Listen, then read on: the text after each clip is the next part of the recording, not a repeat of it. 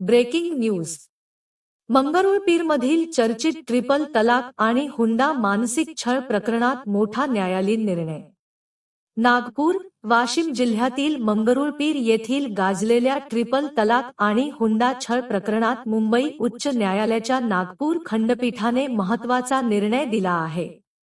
दिनांक 25 मार्च 2026 रोजी दिलेल्या आदेशात न्यायालयाने गुन्हा क्रमांक 580/2025 अंतर्गत नोंदवलेली FIR आणि त्यातून उद्भवलेली सर्व फौजदारी कार्यवाही रद्द केली आहे.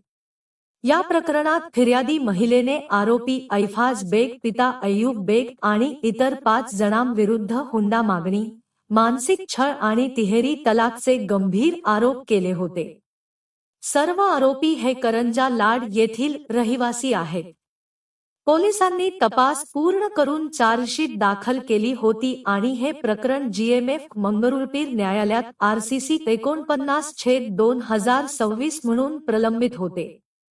मात्र आरोपींच्या वतीने ॲडव्होकेट हसीब मिर्जा यांनी मुंबई उच्च न्यायालयात क्रिमिनल अर्ज 329/2026 दाखल करून प्रभावी युक्तिवाद केला. न्यायालयाने सुनावणीदरम्यान नमूद केले की हा वाद मुख्यत्वे वैवाहिक मतभेदातून उद्भवलेला आहे.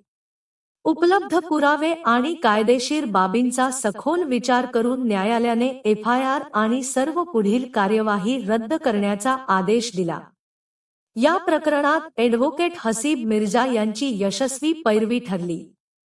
अधिक अपडेट्ससाठी पाहत राहा आमचे YouTube चॅनल.